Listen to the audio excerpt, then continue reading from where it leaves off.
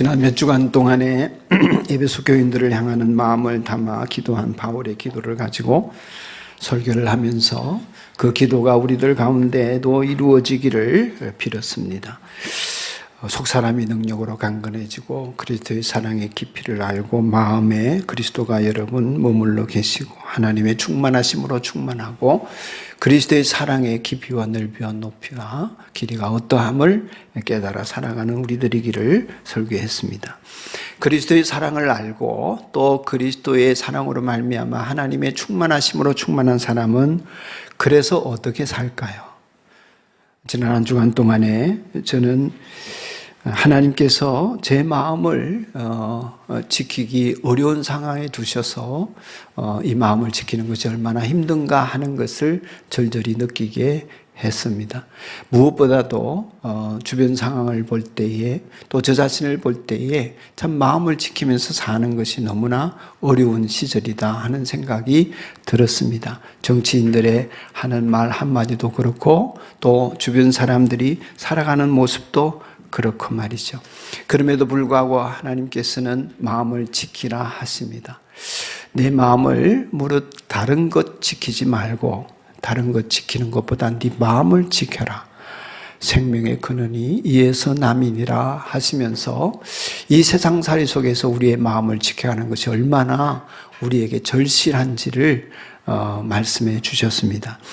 그러는 속에서 오늘 하나님의 백성으로 이 땅을 살아가는 우리에게 그 마음을 지키고 살아가는 사람에게 두드러진 특징이 뭘까 묵상하게 될 때에 오늘 이 본문을 떠올렸습니다. 아마도 하나님의 사랑을 깨닫고 그리스도의 사랑을 알아서 하나님의 충만하심으로 충만한 사람이라면 그 마음을 지키는 가운데 하나님을 기뻐하는 사람이 아닐까 그런 생각에 미쳤습니다. 하나님을 기뻐하면서 선물 같은 인생을 살게 되는 것이 그리스도인인 것 같습니다. 돌아보니 제가 그렇게 살아왔고 또 앞으로도 그렇게 살아갈 수 있을 것 같습니다.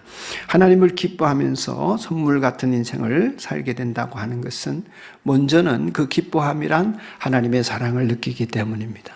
내 인생과 내 영혼을 사랑하시는 하나님의 사랑 덕분에 저희는 이 자리에 있습니다. 그러므로 기뻐하지 않을 수 없습니다. 하나님 사랑을 느끼기 때문이죠.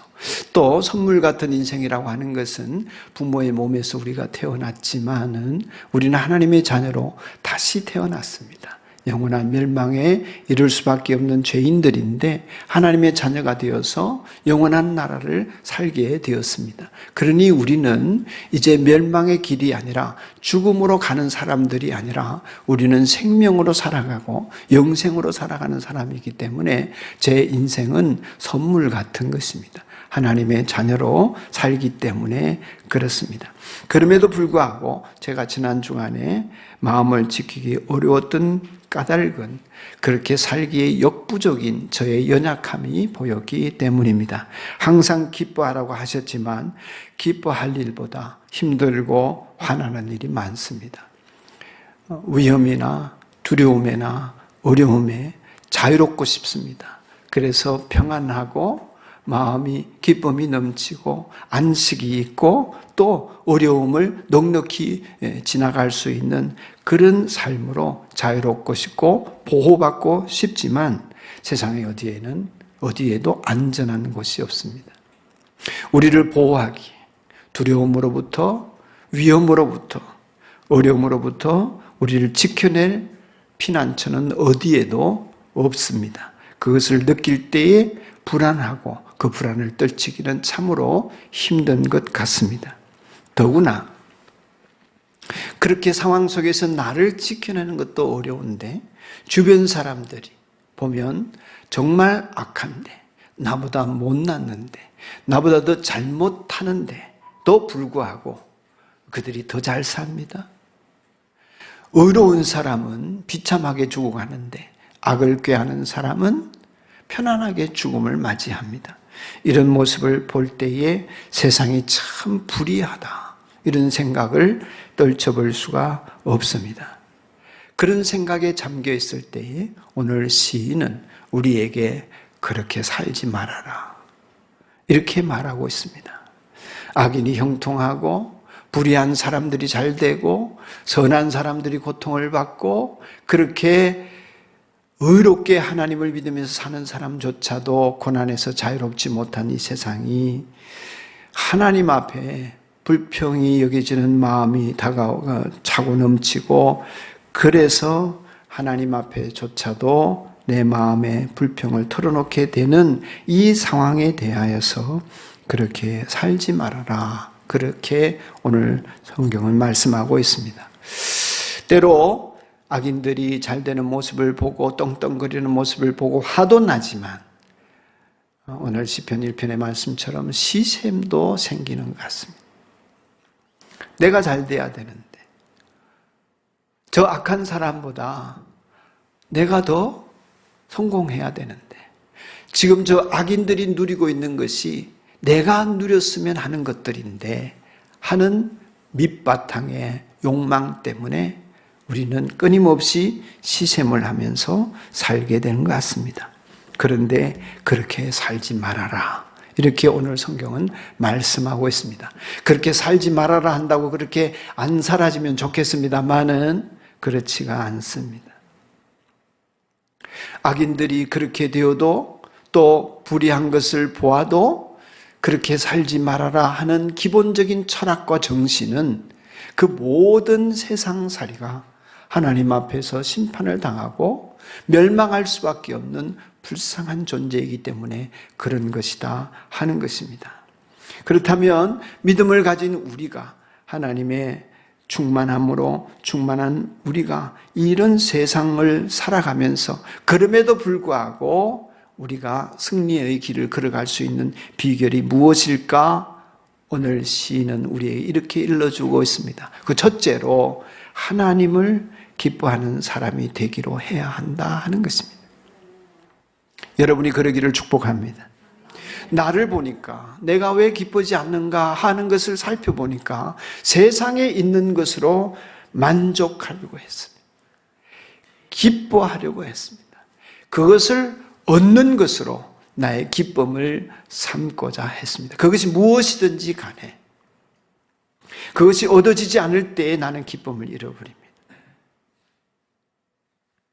하나님께서는 오늘 시인의 이야기를 통하여서 우리에게 하나님에게서만 기쁨을 찾는 사람이 되기를 원하시고 그렇게 할 때에 우리는 세상의 문제로부터 비로소 마음을 지키며 자유로울 수 있는 사람이 된다는 것을 깨닫게 해주셨습니다. 이건 저절로 되지 않습니다. 그렇게 하기로 결심해야 합니다. 자동적으로 교회를 다니니까 내 마음이 하나님을 기뻐하는 사람이 되는 게 아니더라는 얘기입니다. 내 마음은 그냥 두면 세상을 기뻐합니다. 육신의 것을 자랑하려고 합니다. 눈에 보이는 것으로 자랑 삼으려고 합니다. 이 세상에 있는 것으로 자랑하려고 합니다. 그것으로 기뻐하려고 합니다. 그러니 우리는 끊임없이 박탈감에 시달리며 불평과 원망을 할 수밖에 없고 슬프고 괴로울 수밖에 없는 것입니다. 하나님에게서만 기쁨을 찾기로 결심하는 사람에게만이 이 세상을 이기는 승리의 길을 걷게 된다는 것입니다. 여러분이 그러기를 축복합니다. 그렇게 마음 먹고 그렇게 살기로 마음 먹어야 성령님께서 여러분을 이끌어 주시는 대로 여러분이 이끌림을 받을 수 있습니다. 그렇지 않으면 성령께서 여러분을 아무리 이끌어 주셔도 내가 바라보는 것, 내가 기뻐하는 것, 내가 추구하는 것, 내 소원하는 것들이 다 세상에 있는 것들이기 때문에 성령의 인도하심을 못 느낍니다. 못 깨닫습니다. 못 깨달으니 그렇게 살지 못합니다. 그러니 이름은 그리스도인인데 세상 사람처럼 두렵고 어렵고 괴롭고 힘들고 외로운 것입니다. 성령님께서 여러분을 이끌어주고 싶지만 성령이 내 안에 계시지만 나는 그런 그리스도인이지만 우리는 그렇게 살 수 없습니다. 언제요? 하나님을 나의 기쁨으로 삼지 않을 때, 하나님에게서만 기쁨을 찾는 사람이 아닐 때 우리는 또 실패할 수밖에 없습니다. 내 마음을 지킬 수 없습니다. 이유는 성령이 인도하시는 것을 깨달을 수 없기 때문입니다. 그래서 또 다른 시편에서 시인은 이렇게 말합니다. 깨닫지 못하는 사람은 멸망하는 짐승과 같다. 우리는 그리스도인일지라도 짐승처럼 살게 됩니다. 뭘 먹을까, 마실까, 입을까, 육신의 눈에 보이는 대로, 귀에 들리는 대로 얻고 취하고 누리려고만 하는 것입니다. 그것이 안 되어질 때는 괴로워하고 불평하고 힘들어하고 화를 낼 수밖에 없는 그런 존재인 것입니다. 하나님을 기뻐하는 사람, 그 사람은 이 세상의 그 모든 여건과 상황에도 불구하고 우리의 마음을 지켜낼 수 있게 되는 것 같습니다. 그러기에 여러분이 그 사람이기를 축복하는 것입니다. 기뻐하는 사람을 보면 특징이 있습니다. 나타나는 현상이 있습니다. 다른 사람을 기쁘게 합니다. 여러분들 곁에 누군가가 기뻐하는 사람이 있으면 그 사람이 적극적으로 어떤 선을 행하지 않는다 할지라도 그 기뻐하는 사람이 있으면 내 분위기가 맑고 깨끗해집니다. 누군가가 환하게 살아갈 때 이 세상에서 너무나 힘든 세상살이지만 누군가는 하나님을 기뻐하면서 환하게 살아갈 때 우리에게 그 사람은 선물과 같은 존재가 됩니다. 여러분, 아무리 심오한 진리를 알고 있고 또 믿음으로 산다고 큰 소리 떵떵거려도 늘 낯을 찌푸리고 근심에 쌓여 있고 그런 사람이 있다고 합시다. 그냥 그 사람 보면 우울해지고 그 사람 보면 나도 인상이 찌푸려진다 합시다. 만나고 싶습니까? 안 만나고 싶습니다. 까닭없이 웃는 아기를 볼 때에 여러분 못 웃는 사람이 들어 있겠지만 대부분은 우리의 입꼬리가 올라갑니다. 제일 큰아기 예진이를 낳고 처음 그 아이를 안고 그 아이가 그저 근육의 잘못 때문이든 어떻든 입꼬리를 씩 올릴 때 얼마나 제 마음이 기쁜지, 또 아이가 좀 자라서 저랑 눈을 마주치고 생글생글 배시시 웃으면 제 마음이 얼마나 행복했던지, 그래서 그 아이의 눈을 보면서 그 아이가 웃는 모습을 보면서 아마 여기 부모님들은 다 해보셨을 말이 있습니다. 이런 말을 자주 했습니다. 너 뭐가 좋아서 그리 웃노? 뭐가 좋은 거야? 그러면서 우르르 깍꿍을 많이 했습니다. 또 웃깁니다. 뭐가 좋아서 그렇게 웃을까요? 근거 없이 까닭 없이 웃는 그 모습을 볼 때 우리는 너무 행복합니다. 그 아이가 선물인 이유인 것도 그런 기쁨을 주기 때문입니다. 여러분 주변에 누군가가 까닭 없이 그렇게 하나님을 기뻐하는 사람으로 존재한다면 여러분에게는 그 사람이 선물이 분명할 것입니다. 여러분 생활의 단일이라는 텔레비전 프로그램을 한 번쯤은 보셨을 텐데 오래된 프로그램이니까요. 거기에 나오는 국수를 잘 만든 사람, 포장을 잘하는 사람, 만두를 잘 빚는 사람 보면 한결같은 모습이 있습니다. 자기 일을 기뻐합니다. 사랑합니다. 진심입니다. 마지못해 일하는 게 아닙니다. 정말 신나게 합니다.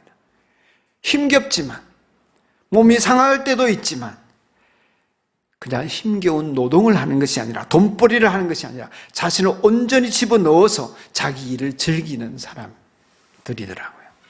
기뻐하는 거죠. 여러분 속에 있는 것이 겉으로 나온다고 예수님 말씀하셨지 않습니까? 입속에 사탕 하나만 있어도 아이는 입꼬리가 올라갑니다. 미소를 짓습니다. 환한 웃음을 짓습니다. 입에 사탕 하나만 있어도 그렇게 좋아하고 행복해하는 아이들인데 여러분과 제 마음에 그리스도가 머물러 계시고 예수 그리스도의 십자가의 은혜가 있고 하나님이 우리와 동행하시는 사람, 하나님을 모시고 하나님이 내 육체를 성전 삼고 계신다면 우리는 더 기뻐해야 하지 않을까. 그거 하나만으로도. 그런데 우리는 찬송을 부르면서도 우울합니다. 예배를 드리면서도 괴롭습니다. 왜 그럴까? 왜 그럴까? 아마도 그것은 믿음의 문제가 아닐까요? 하나님이 나를 사랑하심에 대해서, 하나님이 내 길을 이끄시고 계시다고 하는 데 대해서 확신이 없어서 그런 건 아닙니까? 오늘 이 설교를 듣는 여러분이 마음에서부터 내가 믿는 그 하나님으로부터 기쁨을 얻기로, 기쁨은 그 하나님에게서만 찾기로 여러분의 마음이 결정되어지기를 축복합니다. 하나님을 기뻐하는 사람이 되기로 결정하고, 나의 인생의 기쁨은 그분에게서만 찾겠다. 그리고 이 세상의 눈에 보이는 것, 귀에 들리는 것, 손에 잡히는 모든 것들은 그분을 기뻐하는 수단일 뿐이기를, 그것들이 내 인생의 목표가 되지 않기를 주님의 이름으로 축복합니다. 또 한 가지, 이 험한 세상 속에, 속상한 세상 속에서 믿음을 가진 사람으로 승리하는 삶을 살아가는 비결은 이 세상을 지나가는 사람으로 여기는 것입니다. 여기에 정주하고 영원히 머물 사람이 아니라 우리는 지나가는 존재다. 나그네들이다. 나는 가야 할 곳이 있다.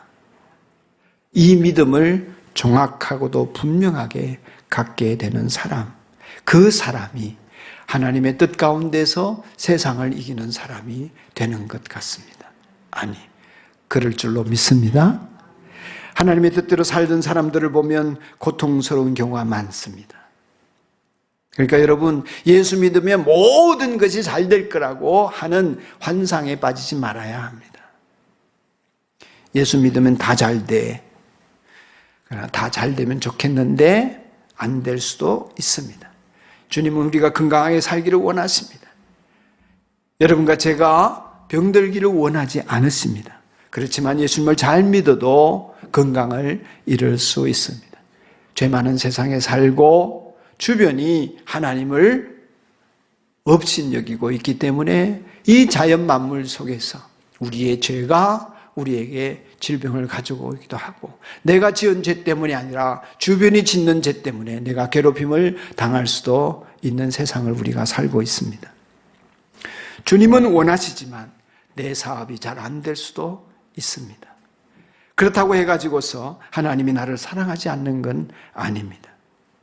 그렇기 때문에 우리가 기도해서 응답받았다, 이래서 성공했다, 그래서 잘됐다, 하나님께서 내 소원을 들어주셨다, 이런 성공한 간증도 필요합니다만은 어떤 간증이 더 절실하냐 하면, 하나님 앞에 치료를 위해서 기도했는데 병이 낫지를 않아요. 결국에는 병을 안고서 평생을 살아가야 할 것 같아.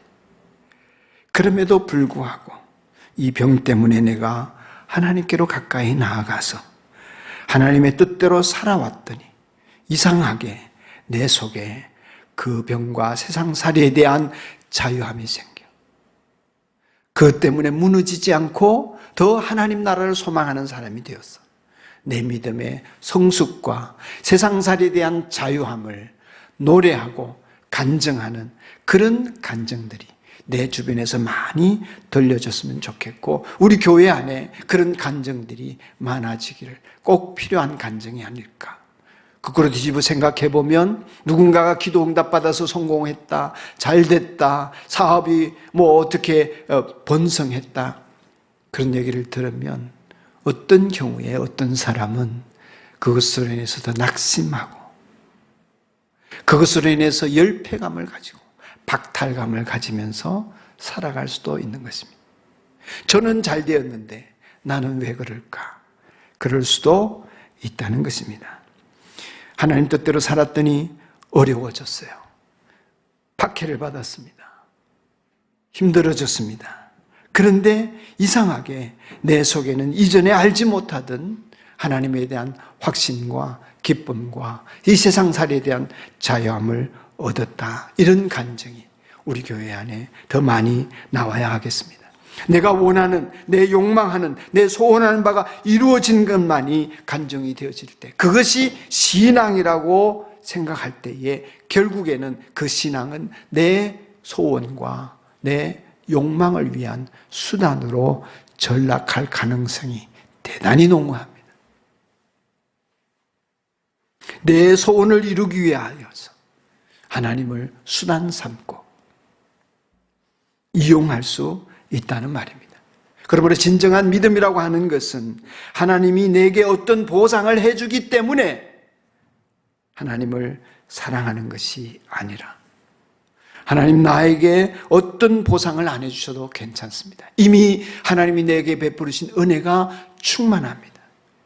나에게 주신 자유, 나에게 주신 영생, 나에게 허락하신 그 하나님의 사랑이 충만합니다. 이렇게 사는 것은, 이렇게 예배하는 것은 하나님이 베푸신 은혜에 감사, 이것이 옳은 길이기 때문이에요. 여기에 내 행복이 있기 때문임을 저는 고백할 수 있습니다. 그래서 이렇게 사는 겁니다. 여러분의 마음이 그렇기를 축복합니다.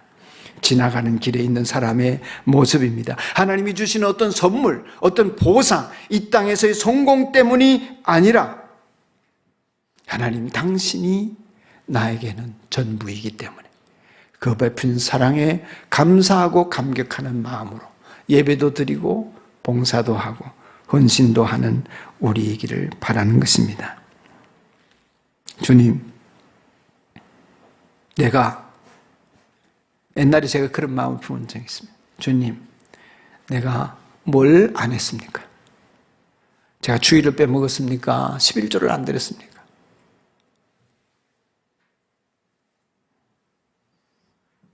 내가 열심을 안 냈습니까? 제가 얼마나 했는지 아시죠? 예?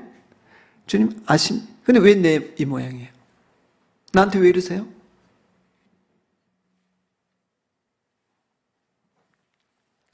지나가 보니 그것은 믿음이 아니고 거래였습니다. 거래요. 주고받는 거.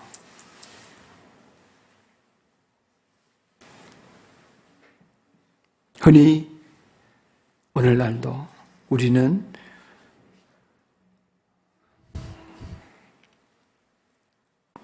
힘들고 원하는 일이 제대로 되지 않으면 이렇게 하나님 앞에 말을 할 때가 있습니다. 내가 11조 때 먹었습니까? 그렇습니까? 내가 열심히 주의를 안 지켜서 그렇습니까? 항상 그렇게 연결시킵니다. 그래서 진짜 믿음이라고 하는 것은 거래하는 마음, 그 마음을 버려야 하는 것입니다. 이 세상을 지나가는 길로 여기면서 우리의 목적지가 하나님 나라에 있음을 깨닫는 사람은 이 땅 가운데서 사는 동안에 하나님께서 우리를 만들어 가신다고 하는, 그 나라에 합당한 삶으로 만들어 갔음을 깨닫는 사람인 것 같습니다. 세상을 지나가는 길로 여길 때에 우리는 승리할 수 있는 것 같고요. 마지막으로 드린 말씀은 그것입니다. 예수님 닮기를 간절히 원하는 것입니다. 예수님은 내게로 와서 배우라고 하셨습니다. 예수님 닮는다는 게 뭘까요? 어떻게 하면 예수님을 닮는 것입니까? 두 가지입니다. 하나는 예수님의 성품을 담는 것입니다. 온유하고 겸손하다고 하셨습니다. 다른 하나는 예수님의 삶의 태도를 담는 것입니다. 예수님의 삶의 태도는 두 가지입니다. 인자가 온 것은 섬김을 받으려 함이 아니라 도리어 섬기려 하고 자기 목숨을 모든 사람을 위한 속량물로 내어주기 위함이라고 하셨습니다. 예수님의 인생에 대한 태도는 섬기는 자였습니다. 그 일을 위해서 자기를 비워 종의 형체를 가지고 이 땅 가운데 오셨습니다. 죽기까지 하나님께 복종하셨습니다. 그러므로 예수님이 인생을 산 태도, 우리가 닮아가야 될 태도 두 가지는 순종과 섬김입니다. 그러므로 주변 사람들에게 예수님을 닮는다고 여러분이 말을 하려면, 죽고 사는 문제가 아니면 남편이 하자는 대로, 복음에 거스르지 않으면 다른 사람들이 하자는 대로 기쁘게, 아내가 하자는 대로 기쁘게 순종하며 가는 훈련을 하는 것입니다. 끊임없이 자기를 비워 종의 형체를 가지고 하나님께 복종하신 예수님을 닮고자 한다면 여러분 자신이 자기를 비우셔야 합니다. 자기를 비운다고 하는 것은 주변 사람들이 하는 말에 그것이 죽고 사는 문제가 아니라면 기쁨으로 따라하는 것입니다. 그럴 때에 내 자아가 죽고 나는 죽고 예수로 사는 사람이 연습되어지는 것입니다. 주변에 두 부류의 사람이 있습니다. 하나는 다가가면 항상 깨지는 소리가 나요. 부닥칩니다. 들어갈 틈이 없습니다. 그래서 다가가면 부닥쳐요. 흡수되지가 않습니다. 항상 쨍쨍거립니다. 품이 없어요. 이 품이 넉넉해야 들어갈 자리가 있습니다. 품이 없습니다. 좁아 터져 있습니다. 그러니 만나면 부닥칩니다. 어떤 사람은 다가가면 품이 넉넉합니다. 푹 안겨집니다.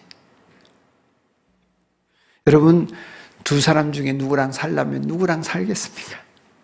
물어보라만 나한테 답이지만. 그 품이 넓은 것을 온유하다 이렇게 말하는 것입니다. 온유한 사람은 주님이 말씀하시기를 땅을 차지한다 그랬습니다. 땅이라는 말과 온유하다는 말이 히브리 어원이 같습니다. 모스라는 땅이라는 말은 부평토를 가리킵니다. 무슨 얘기냐면 그냥 우리가 흔히 보는 모래 같은 땅이 아니고 이 세상에 하나님이 지으신 땅은 낙엽이 쌓이고, 예를 들면 이런 것이죠. 낙엽이 쌓이고 그것이 썩고 그것이 젖고 부패해서 새카만 흙이 되어지는 것이죠. 여러분, 그런 흙을 산길에서나 이렇게 밟으면 푹신푹신하죠. 그 안에는 많은 영양분이 비축되어 있고 아주 풍성한 그런 생명력이 그 안에 있습니다.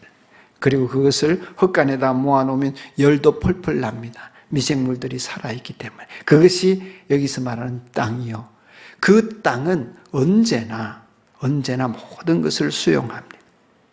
그리고 그 땅에 털을 잡고 살아가는 모든 생명체에게 그런 땅은 자기를 줍니다. 필요한 모든 것을 줍니다. 나무가 있으면 나무가 무성하게 자라게 만들어줍니다. 곤충이 있으면 곤충이 잘 생존하게 만들어줍니다. 거기에 틀을 잡고 사람이 살면 사람이 필요한 것을 때를 따라 공급해 줍니다. 그러다가 나무가 죽고 벌레가 죽고 사람이 죽으면 그 땅은 그것을 다 또 흡수합니다. 그리고 또 다른 생명을 위해서 나누어 줄 채비를 합니다. 그런 땅을 가리켜서 온유하다고 그랬고, 그런 온유함을 가진 사람이 땅을 차지한다. 그것이 일체가 되어진다. 그렇게 주님은 말씀하셨습니다. 사랑하는 여러분, 필요하면 다 주는 온유함. 정말 온유한 사람이라고 하는 것 보면 받아들이고 주는 사람입니다. 주님이 그러셨습니다. 그래서 주님 품에는 문둥이도 안기고 세리도 안기고 장녀도 안기고 심지어 막 간음하다가 잡혀온 여인도 안겼습니다. 그러니까 하나님을 기뻐하는 사람의 특징이 그런 것 같습니다. 주님이 그러신 것처럼 우리가 주님을 닮을 때 우리는 품이 한 뼘쯤 넓어지는 것 같습니다. 또 그렇게 살다가 보면 두 뼘쯤 넓어지는 것 같습니다. 품이 넓어져서 누구라도 안을 수 있는 그런 사람으로 성장하여서 예수님을 닮아가는 것 같습니다. 그러니까 세상이 어떠하든지 간에 너무 낙심하지 말라는 겁니다. 내 하나님이 그런 온유한 자에게 살 권리를 주신다는 것입니다. 이것이 오늘 시인의 고백이요 신앙입니다. 여러분도 저도 그러기를 축복합니다. 그렇게 믿고 살라는 것입니다. 믿는 사람들에게 하나님이 요구하시는 것은 하나님을 의뢰하고 하나님만을 기뻐하고 하나님만을 신뢰하면서 자신을 그렇게 내어 맡기기를 원하면서 하나님의 성실하심으로 내 인생의 먹거리 삼고 이 세상의 어떤 것으로 인하여서 시달리거나 휘둘리지 않는 인생이기를 주님이 원하십니다. 내 내면 속에서 왜 하나님 나에게 보상 안 하십니까? 이만큼 했는데 왜 나 잘되게 안 해주십니까? 이 정도 했으면 주님 때가 됐지 않았습니까? 이렇게 자기 시간표를 우기는 차원에서 벗어나서 그렇게 사는 이상은 결코 행복할 수 없다는 것입니다. 그냥 하나님 뜻대로 사는 게 나의 행복입니다. 그래서 그분을 기뻐하고 살 뿐입니다. 그렇게 사는 여러분, 땅을 차지하게 되는 여러분이기를 축복합니다.